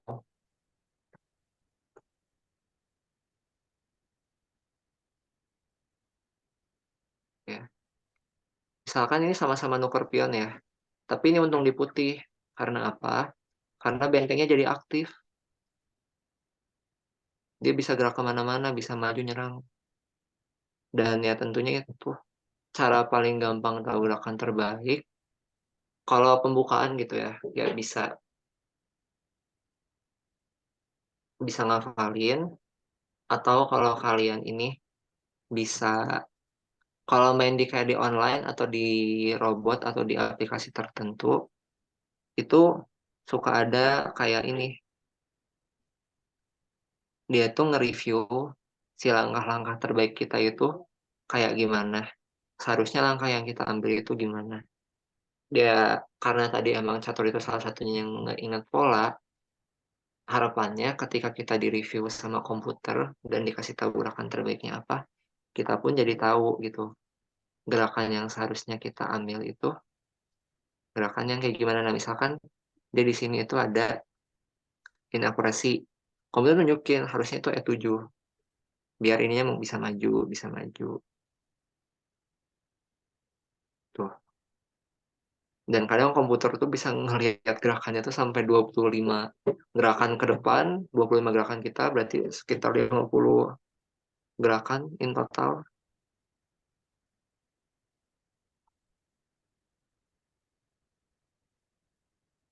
Nah, kayak ini dia dianggapnya good gitu. Karena kalau aku mindahin dari sini ke sini dianggapnya good karena kita ngerebutin posisi tengah papan. Tapi dianggapnya lebih bagus itu adalah ketika gini. Ini juga mungkin, ini pas aku awal main sih jadi nggak tahu. Karena kita dapetin tengah, terus sekaligus kita ngancam ini gitu, musuh. Buat ngelakuin gerakan itu ada beberapa hal yang harus diperhatiin biasanya. Misalkan ketika kita ngelakuin suatu gerakan, kan kayak kita main sini, ke sini, ke sini, terus ke sini, ke sini. Nah, kita tuh harus, jangan yang ini, ntar, kan gini, oh, banding, nah gini, eh, katakan lagi ini, terus ini. Nah, kita tuh harus ingat kalau sebelumnya itu si pion ini itu nyerang ini, otomatis pion ini lebih leluasa. Atau mungkin apa ya contoh yang lain? Susah sebetulnya kalau nggak ada game yang buat dianalisa gitu ya. Coba kira-kira ada nggak di sini? Gerakan terbaik itu pertama dia nggak time wasting. Misalkan kalau menteri diancam,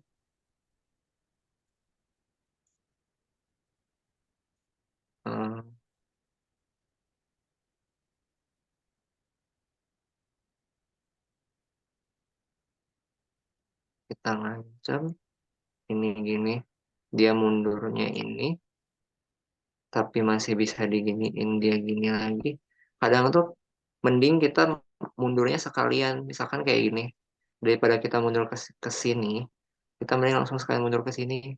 Gerakan-gerakan kayak gitu tuh yang diukur komputer itu nggak time wasting gitu. Kan kayak sama. Tuh, pertama dia nggak time wasting. Kedua, kalau mau nyari gerakan terbaik, perhatiin pion yang sebelumnya dilindungi, pion yang sebelumnya diserang. Yang dilindungi itu bukan dalam artian kita ini juga ya. Cuma maksudnya kan kalau misalkan ketika kita pindah tuh otomatis ketika kita mindahin ini otomatis tuh kan yang sininya jadi lebih rawan. Jadi perhatiin kayak gitu-gitu juga. Kalau nyari gerakan terbaik yang paling susah itu adalah nyari gerakan yang numbalin numbalin si ininya, numbalin si salah satu pionnya. Kayak mungkin harapannya kita coba nyelesain puzzle. Semoga bisa kelihatan gitu ya.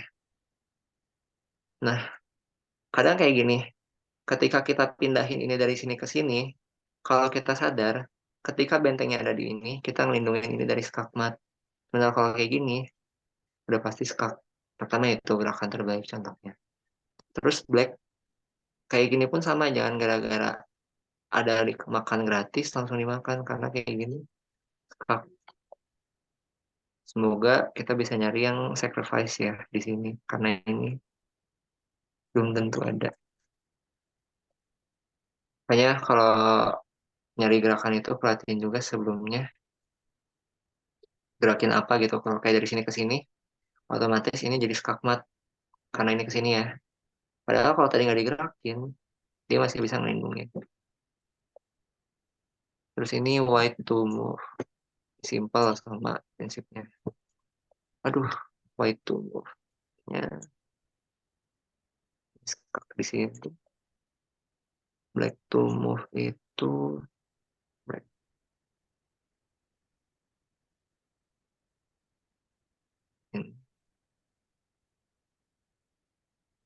Oh, ini contoh pin. Tapi nggak tahu ini gerakan terbaiknya atau bukan ya. Tapi ini contoh pin. Nah, bener pin. Gara-gara dia gerakin dulu. Jadi kadang ketika kita gerakin pion tuh, perhatiin baik-baik apakah ada skak. Kita jangan ngejar skakmat doang gitu. Tapi kita perhatiin juga gimana caranya musuh nyerang kita. Kita harus naruh di dua perspektif. Kita harus ngelihat pion apa yang kita sebelumnya serang, pion apa yang sebelumnya kita lindungi. Lindungi dalam artian dalam gerakan. Atau petak apa yang kita buka ketika ketika kita ngelakuin suatu gerakan. Itu sih paling tips-tipsnya. Perhatiin dua perspektif, perspektif kita sama musuh. Perhatiin pion yang sebelumnya diserang. Kayak contoh kasusnya kalau yang pin tadi ya, kalau kita minin bidak kita kan otomatis pion musuh jadi nggak kepin. Perhatiin apakah gerakan kita bakal ngubah struktur pion jadi jelek. Perhatiin kalau kita gerakin pion tersebut, apakah akan ngebuka suatu petak baru yang ngebuat kita jadi kalah. Paling itu buat Mufti, saran dari aku.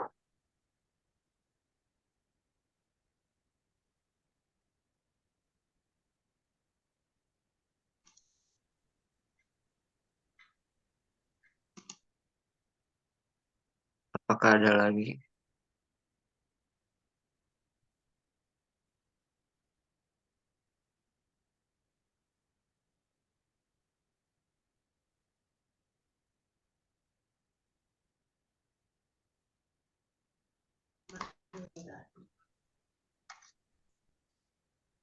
Apakah ada lagi yang ingin bertanya?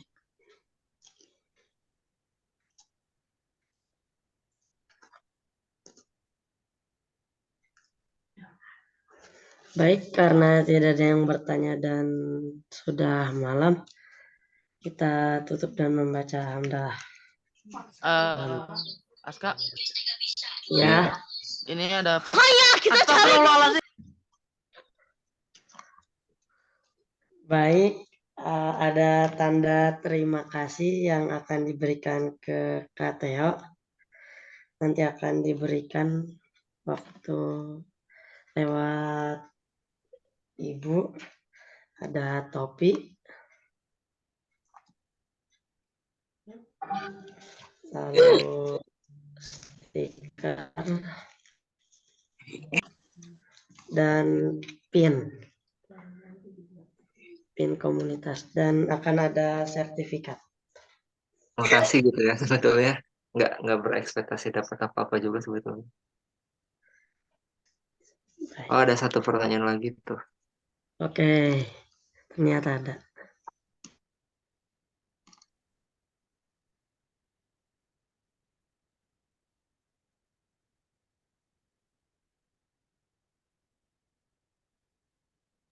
Ada di chat ya. Oh, kalau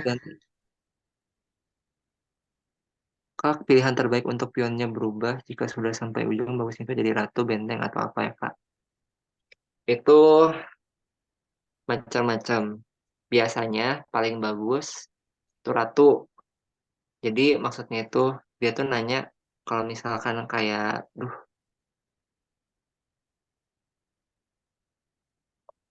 jadi dia tuh nge-PC nanya aku, kalau misalkan kayak tadi yang pionnya itu udah di ujung, hmm, karena ini ya, pionnya udah di ujung, sebaiknya promosi jadi apa? Apakah jadi ratu, benteng, kuda, dan seterusnya. Biasanya sebagian besar orang milihnya promosi jadi ratu. Tapi kadang promosi jadi ratu itu justru malah berakhir jelek gitu ya. Mungkin ini aku bakal nyari video dulu gitu ya soal ada yang namanya itu di catur itu under promote rock gitu ya. Aku cari video dulu bentar.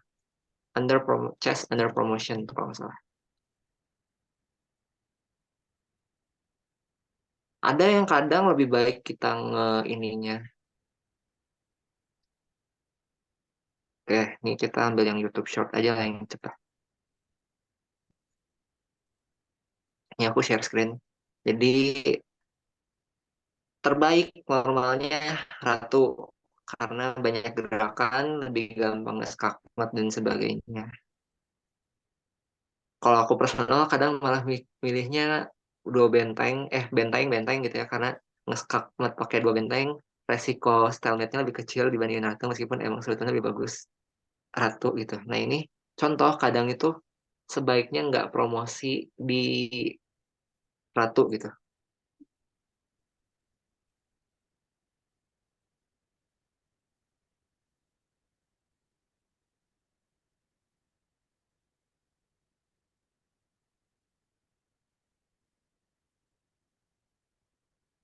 Nah dia kuda, dia nukerin ratu sama benteng dia dengan ratu dan benteng musuh. Pionnya promosi jadi kuda, tapi karena kuda dia dapat Royal Fork tadi. Satunya jadi si ratunya kena, rajanya kena.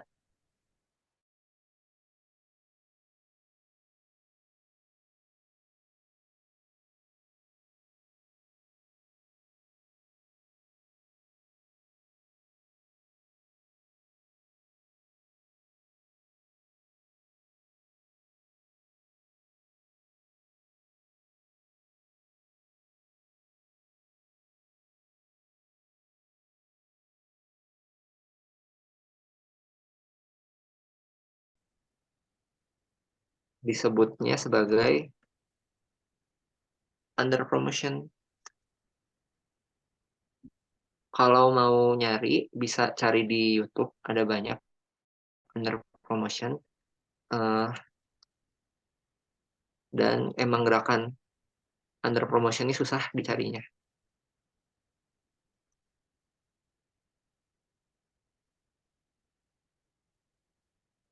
Ada banyak gerakan under promotion. Kayak aku nggak nyimpen sih, aku nemu orang yang lakuin gerakan under promotion itu, dia ngerubah jadi menteri gara-gara kalau ngubah jadi ratu bakal seri. Ada yang kayak gitu. Ya, kita kan kalau bisa menang kenapa seri ya? Dan kalau bisa seri kenapa kalah, sistemnya gitu kan. Jadi nentuin promosi ke apa itu gimana kondisi sebetulnya. Ini aku tadi share screen ya, tapi yang YouTube tuh.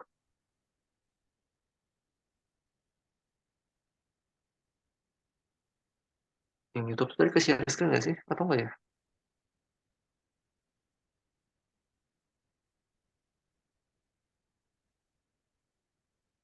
Yang YouTube yang udah ke share screen nggak tadi? Takutnya aku nggak ini. Takutnya lupa share screen. Tadi ada. Oh, udah. Ada.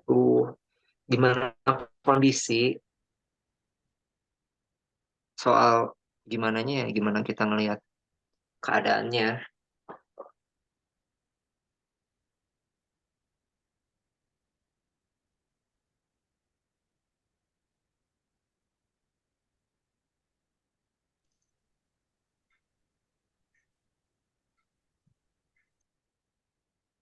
tuh, ada lagi atau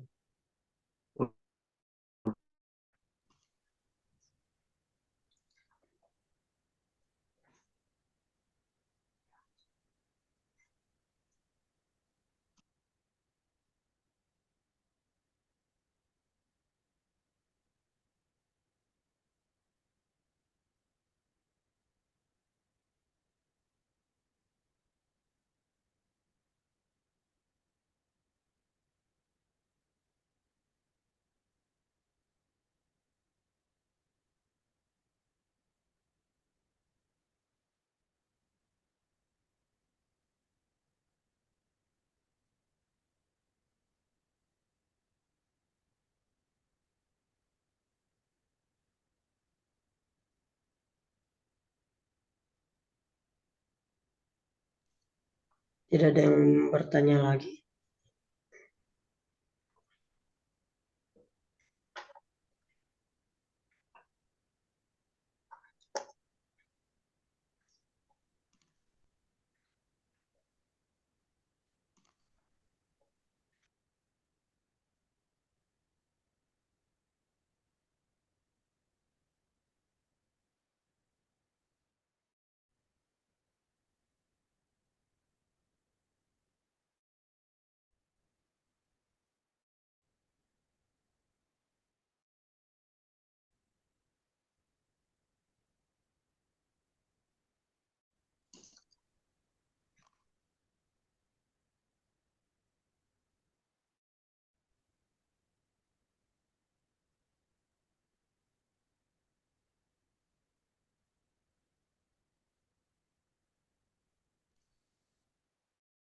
Dan tidak ada. Terima kasih kepada Kak Teo yang telah memberi materi yang sangat bermanfaat. Saya pamit undur diri. Maaf bila ada salah kata ataupun kekurangan.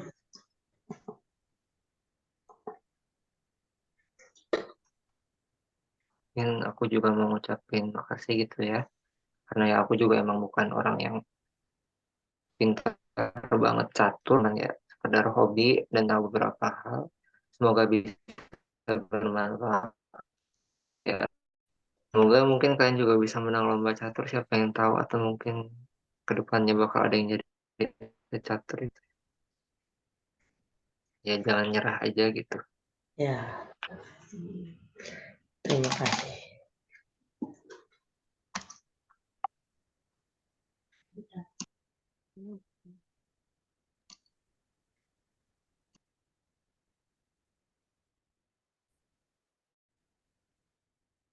Ini udah selesai.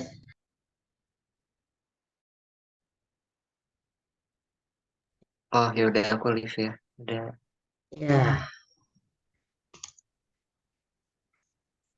nah Aku juga live ya. As dari tadi diganggu mulu. Oke, Ya dah. udah nggak apa-apa. Assalamualaikum. Waalaikumsalam. Kang Catur, yang mau live sok lah. Kang Catur, suruh diam. Udah.